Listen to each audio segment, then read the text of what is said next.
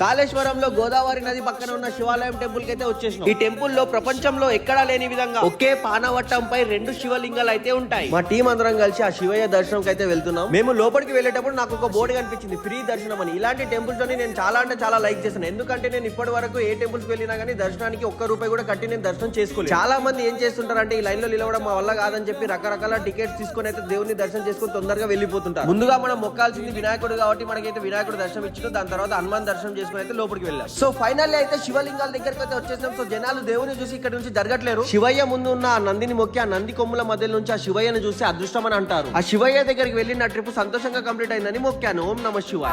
కొండాలు ఏలేటోడా అడ్డపొట్టు శంకరుడా జోలె పట్టుకొని తిరిగేటోడా జగాలను గాసంగముడా కంఠాన గరళాన్ని దాసినోడా కంటి చూపుతో సృష్టిని నడిపేటోడా ఆది అంతాలు లేనివాడా అండ పిండ బ్రహ్మాండాలు నిండినోడా